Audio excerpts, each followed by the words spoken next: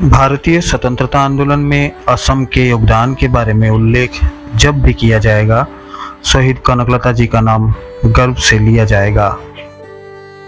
उनकी अतुलनीय साहस, त्याग, समर्पण और निष्ठा से की गई देश प्रेम की अनन्य गाथा जितना कहा जाए उतना कम है। इसी महान वीरांगना के चरणों में बारंबार नमन करते हुए उनकी जीवन यात्रा को आपके सम्मुख प्रस्तुत कर रहे हैं।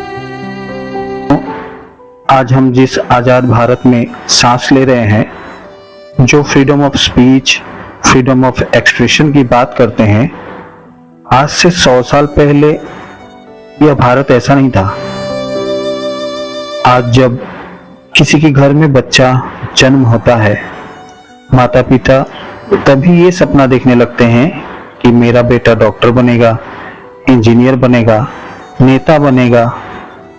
पर अंग्रेजों के शासनकाल में एक बच्चे का जन्म होते ही जीवित रहने का संघर्ष शुरू हो जाता था। गुलामी की बेड़ियों में बचपन, जवानी, बुढ़ापा और मृत्यु तक का सफर तय करना पड़ता था। ऐसे समय में किसी के भी मन में डॉक्टर या इंजीनियर बनने का केवल नाम मात्र ही ख्याल आ सकता था। हर किसी के मन में अगर कोई ख्याल आता था तो सिर्फ आजादी का ही ख्याल आता था। आजादी के मतवाले का कोई उम्र, जाति या क्षेत्र के बंधन कोई मायने नहीं रखता था, ना ही ये बंधन उन्हें बांध। भारत के हर वर्ग के लोगों ने आजादी के इस महायज्ञ में आहुतियां दी। कुछ इतिहास में अमर रह गए, कुछ गुमनाम हो गए, कुछ को प्रसिद्धि मिली, कुछ को गुमनामी। असम की कनकलता बरुआ भी ऐसे ही एक बलिदानी है जिसे प्रसिद्धि कम मिली, परंतु उनके नाम का उजाला कम नहीं हो पाया। कनकलता बरुआ का जन्म 22 दिसंबर 1924 को आसाम के बरनाबारी गांव के कृष्णकांत बरुआ और माता कर्णेश्वरी देवी के घर हुआ था। कनकलता के मात्र 5 वर्ष की उम्र में ही उनके माता का देहांत हो गया। उनके पिता कृष्णकांत जी ने पुनर्विवाह किया, परंतु सन 1938 में उनका भी देहांत हो गया। कुछ दिन पश्चात सौतेली मां भी परलोक सिधार गए।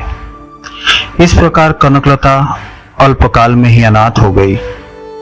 कनकलता के लालन पालन का दायित्व उनके नानी को संभालना पड़ा।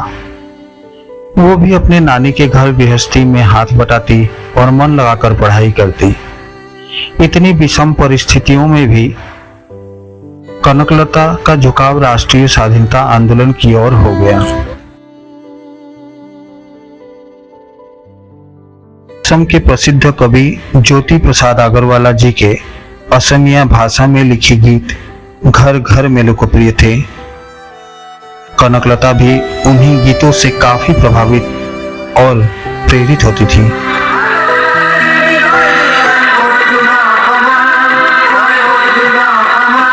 इन्हीं गीतों ने कनकलता के मन में राष्ट्रभक्ति का बीज अंकुरित कर दिया था। मई 1931 में असम के गमीरी गांव में विद्यार्थियों के सहयोग से रैयत सभा का आयोजन किया गया था, जिसकी अध्यक्षता ज्योति प्रसाद अग्रवाला जी ने किया था।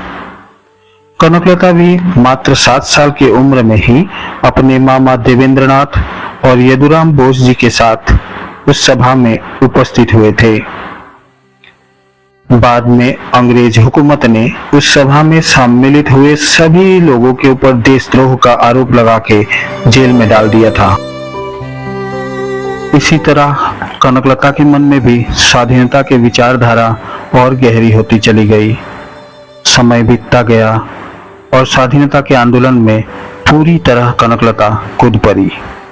8 अगस्त 1942 को मुंबई में जब अंग्रेजों भारत छोड़ो का प्रस्ताव पारित हुआ, तब यह प्रस्ताव देश के कोने कोने में फैल चुका था।